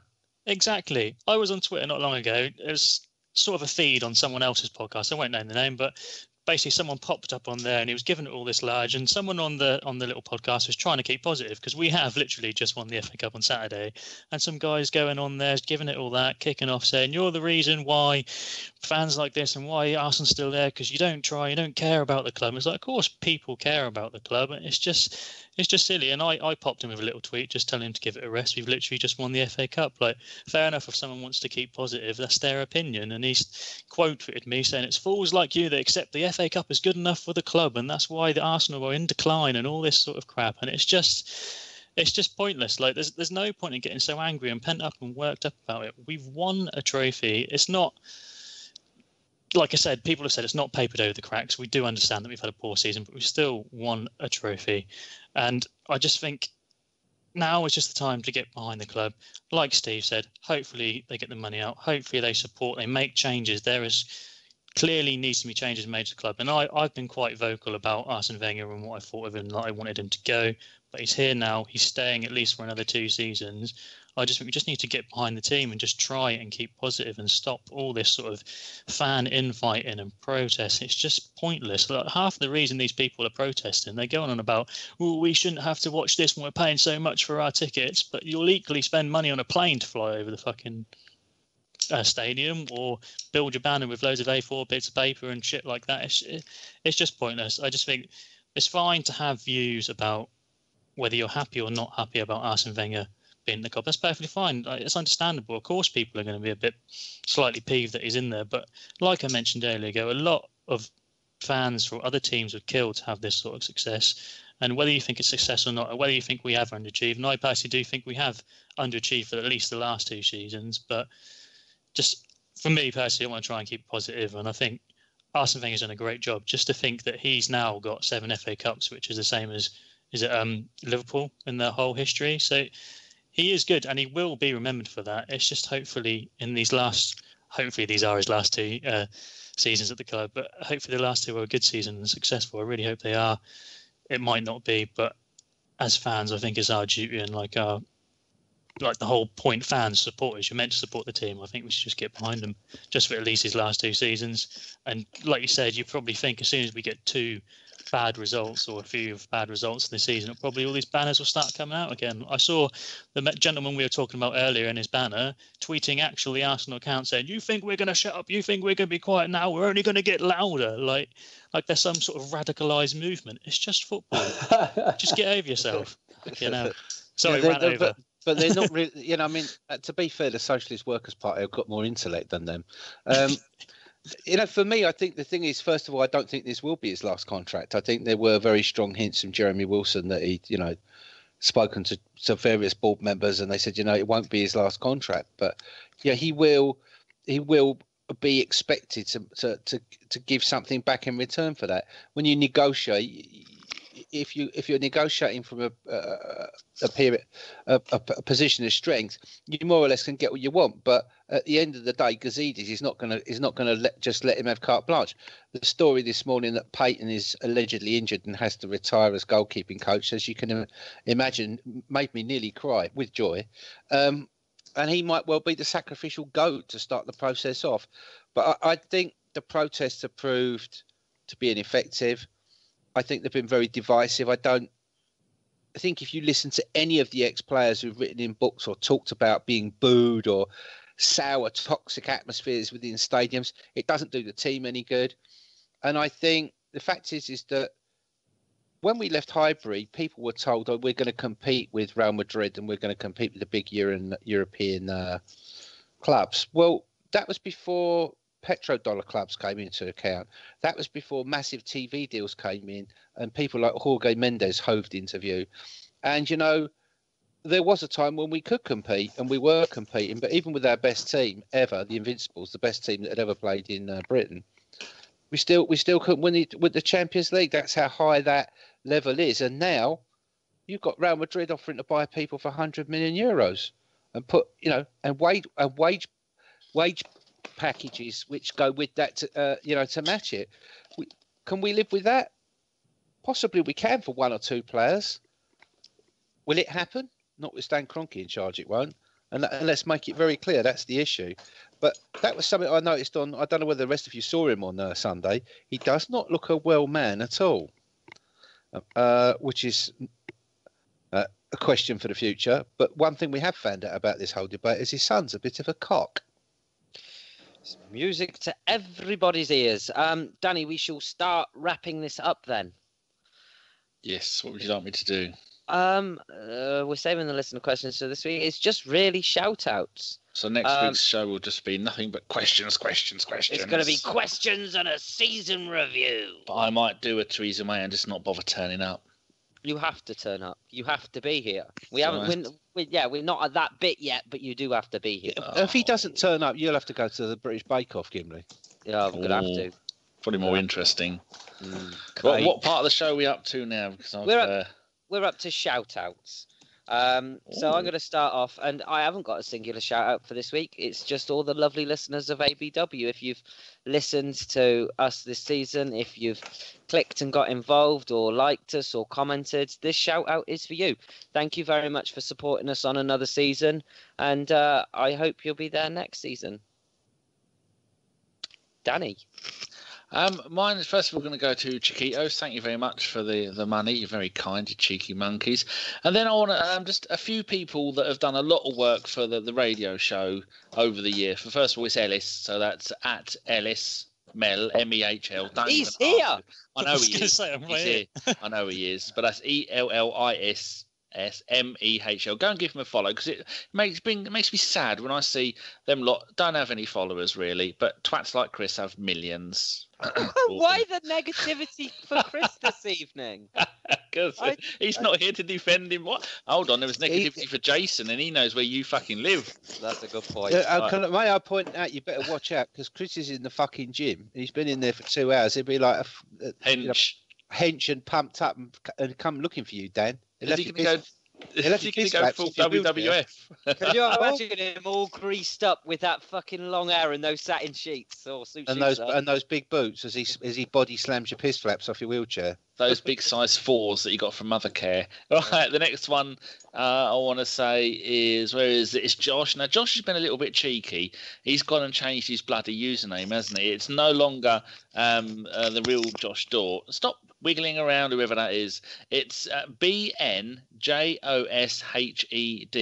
Him along with Ellis have done a load of stuff for the radio show. And also Shredder, our very own Shredder. That's Colonial Cannon. Go and give them 3 a follow. Wearer. And also, where is it? Oh, Drew. He needs to change this because I never get it right. It's, Drew is AFC BVB 1410. That's Arsenal and Borussia Dortmund and the rest of it. I don't know. Maybe that's how tall he is, because he's a big old lump. Yeah, so go and give those people some love, because they do a lot of work over the last year or so. And I think Ellis and Josh will be becoming full ABW members and getting their own teams next season in the Predictions League. Hey, what do you think about that? Yes, I think that's worth it. Hey. Ellis, seeing as you're there, did you want to give us a shout out? Don't say me yet, Ellis. I've already done that. It's silly. No, my shout out is for a gentleman who I've met from listening to the podcast. His name's Stefan Selby. He's basically the way I met him was listening to the podcast, and he decided he wanted to make a sort of FIFA team, sort of Xboxy, I don't know what you'd call it, group that listen to the podcast. So I sort of met him. That's how I met Josh and Akib and people like that, and we sort of play FIFA together. And Stefan, he's just a genuinely nice guy. So if you don't follow him, you should give him a follow. He's at the tall blonde one, so the and tall and blonde, and then a 1 as in the number 1, not ONE. And just a shout out for him. And also, if I could just plug the Macmillan Cancer support FIFA-thon sort of thing we're doing. As part of sort of like the same FIFA that we play with Stefan. It's, if you play on Xbox, you're more than welcome to join us. We've just decided to do a 24-hour, maybe all FIFA, 24 hours of playing FIFA, seeing how well we can do on Pro Clubs, which is a game mode on there, just playing together and trying to raise money. We've made a Twitter account, which is this is 2 shout-outs technically, which is the ABW FIFA Fong, which is at ABW_pro clubs. And yeah, there's the link there to the Just Giving page. It all goes to Macmillan Cancer support, and at the moment I think we're doing quite well on about 68% of our 67% of our raising, and we start on the 17th of June from probably about 6 o'clock in the morning to 6 o'clock at night, just constantly playing FIFA. Not many of us are very good. 12 hours, Ellis. Oh, yeah, no, yeah. Sammy! As if we did that. Anyway, yeah, we're doing 24 hours, not 12 hours, so it will be for the whole day until 6 o'clock the next morning, up until the 18th, and yeah, we'll probably put it on Twitch. I'm not very good at all the computery stuff and the streaming, but Stefan will be all over that. So if you want to join us, give me a shout, or give Stefan a shout, or Jace or Josh a shout, and we'll get you involved. As long as you've got an Xbox and you can play FIFA, it'll be all good fun. And we'd like money to try and raise money for cancer, because a lot of people probably out there have been affected by what cancer can do. I know it's a bit depressive, but a lot of people get it, and it's good to raise money for a good cause. Why not? And Gimli promises not to embezzle it and leave the country like he did with the last time we raised 16 million for Save the Donkey. That's it. It was just spent on hose and drugs. It means garden hose and paracetamol. I was going to go, and speaking of which, but no, Kate. Cheeky shit. Kick He'll him pay in the for that balls, later. Kate. Yeah. He will. He'll pay for that later, Danny. Don't you worry. Shit. He's only showing off because he can. I've already planned how the perfect murder would go about. Don't worry. Oh yeah, she was telling me earlier. Yeah. So don't worry, Danny. You can't tell everybody though. No, I won't, because otherwise it won't it. be the perfect murder. Jeez. So who are you shouting out this week? Right, along the same lines as Ellis, I'm gonna my shout out, because I haven't been on all season, and this is something that's quite close to my heart, very close to my heart. I'm going to give a shout out for little Charlie Gard and his dad Chris and his mum Connie. I don't know if they have Twitter. They have a Twitter page for Charlie who has mitochondrial depletion, and they want to get him to America to undergo treatment. They've raised the money. Go and read the story. His Twitter is at fight4 Charlie. Charlie is a little Arsenal fan, and so's his dad, and there's pictures on there of him on FA Cup Day wearing his little Arsenal shirt. So if you can donate to the cause, please do. If not, please just go and read it, just to raise awareness for what it is, because it's not a well-known disease, and awareness is always good. So at Fight for Charlie. Definitely so. Another very worthy cause. Steve?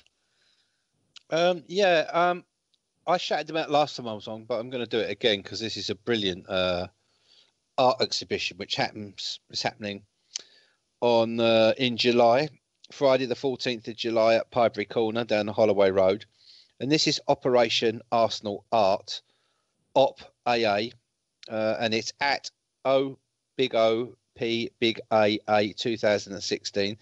And these guys put together these fantastic displays of fans' memories of their time supporting the Arsenal. Tragic, brilliant times, ecstasy, pictures of people going to games with their dads, and real stories of camaraderie amongst Arsenal fans, how they support each other and help each other out. And they're really bringing the club back close to the fans. And of course, what they're also looking for are your photographs and your stories, because they want to include you in the art exhibition. So please do follow them. If you go on their Twitter page at OPAA 2016, you can find the Gmail address there to send your pictures to, or you can ask them, can you send them a story? And very nice blokes, and they'll be willing to chat to you. And if you've got good stuff, include it in the exhibition. As I said, it'll be on the Pybury Corner on the 14th of July. Music, beers and pies, which is good stuff. And my second shout out is to Jerry Payton's hip. I'd like to thank it for hopefully bringing out the demise and end of Morris dancing at Arsenal Football Club, and the fact that very shortly we should be able to have goalkeepers who can come out and catch the ball at a corner without flapping like a windmill. And that hopefully Mr. Payton's hip will be able to retire in peace may it give him many nasty twinges. Amen to that one.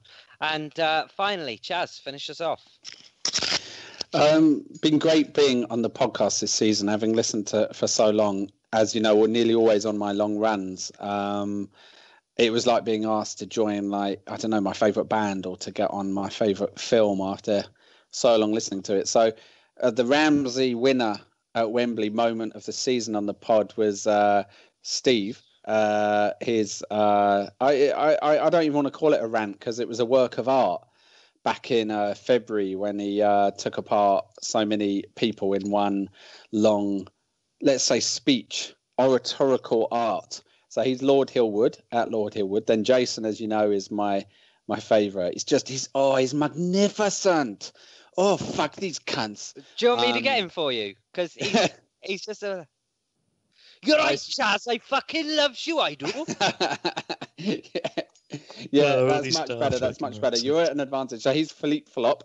Then I want to talk about Rob Kenton, at Rob Kenton, Kenton, who's the man who got me my cup final ticket and is also a great gooner, great account, and is in an Amy Winehouse tribute band. Then James O'Brien, not James E. O'Brien, not the LBC reporter, but the guy who got me into his Highbury flat. And so, oh God, you're going to tweet him and ask to do the same now. And Red But Red, who's my friend Shabs, at Red But Red, who is definitely brilliant. And that is it. Fantastic. So, Danny, this is about the bit where I thank everybody for coming on tonight. Chaz, Steve, Kate, Ellis, Danny, you have to be here. Thank you so much. It was a bit teary, isn't it? It seems a bit weird with no predictions and whatnot. And I'll predict a riot. That's what I'll predict next season. That's have the you end of got music. one word to describe this podcasting season? Fun. Ugh, boring. What, the podcast? No, I was going to say my one would be Welsh. Smorgasbord. A bit of everything. Exactly. It's a little bit of everything. It's got Kit Kats and beards and countries. Shit beards at that. Let's not forget the crabs. Yeah, let's not forget the crabs and justice. By the way, can I just make a point? I did forget to mention that a certain member of this podcast had his nadgers waxed today. And was sending messages about trolling through the streets of Essex with the wind flowing round his naked scrotum, quote unquote, John Shitbeard, football hipster Welsh, for you everybody. The crabs are homeless. With the real man. Why did he get his balls waxed? Oh, he had his arsehole done as well, he later informed me. Why? Well, I don't know. I mean, perhaps he wanted the sprinkles on his 99 that he got later in the day, but it was all very unsavoury, Kate, and I'm sorry you had to hear that, actually. It's only one step away. It's only one step away from rectal bleaching at this point, isn't it? I actually, I was going to say I came across that the other day, but then I realised it was a very bad phrase. This actually sort of like, for some reason, came up in some meeting at work, and I was like, what the actual fuck are they talking about that for? I want to work at your workplace.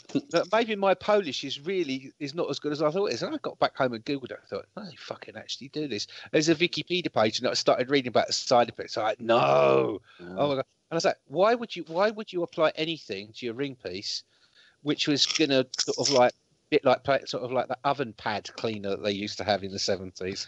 Eek! Gimli, this is going in a very undesirable direction. This is the part where the listeners are thinking, oh, the same ABW meltdown a couple of minutes from the end. Well, it's all John Walsh's fault. And if he'd been waxing his nadgers and having his ring piece deforested, we wouldn't be having this. So there you go. Nod to you, Captain Shitbeard. Yes. So that was a Bergkamp Wonderland podcast. Thank you so much for listening, and keep it Arsenal. Good night. Goodbye, cheeky monkeys. Bitches, cheeky monkey bitches. Hello! Hello.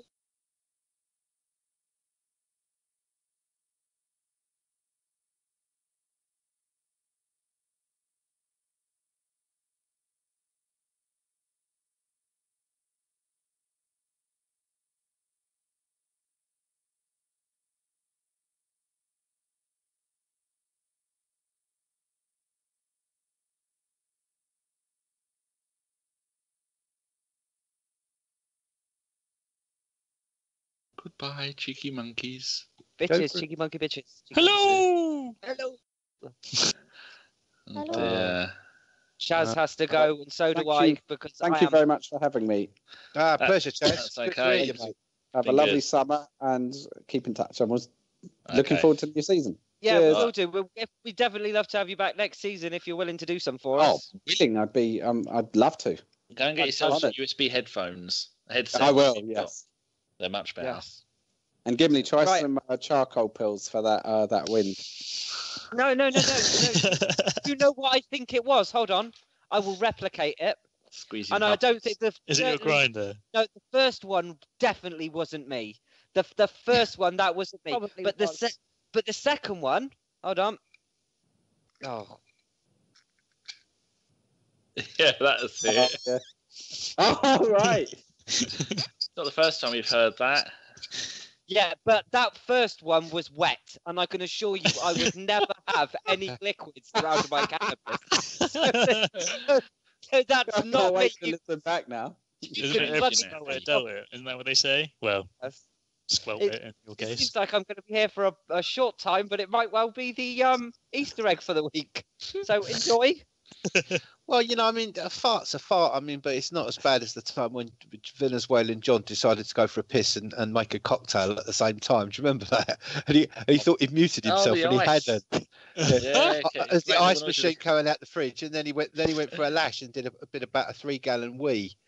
Oh, Yeah, there's been Right, a few yeah. times we've had people do stuff like that. I usually Now I'm leave off. it in. Guys, thank you so much. And we'll all get together in the podcast group and arrange what time next week we're going to do it. It's not mandatory that it's a Thursday. It could be any time. Just ideally a day and time where most of you are about. It's not a Friday. Not a Friday. Yeah, not a Friday. So we'll put something out and surprise people. Ooh, picture of you Lovely. on the toilet. Oh, No, No. no bath No pictures bath. either. yes, no bath pictures. So is Kate the Per Mertesacker of ABW just turning up for the very last one, claiming all the glory? I think she is. Oh, Oh, she fucked off. the thing's still there. I hope she's cooking my fucking dinner. Right, What you got? I don't know. Oh, the surprise puppy. No, it's not a puppy. Fuck off. £500. Oh, puppy. no. Puppy. Oh, Crunchy. she's gone. She's gone. Right, that's me Yes. gone too. Thank you, Ellis. Thank you, Steve. Cheers, Danny. Right, See you later. cheers, see you See you later. See you later. Bye. Bye-bye. Bye-bye. Take care. Bye.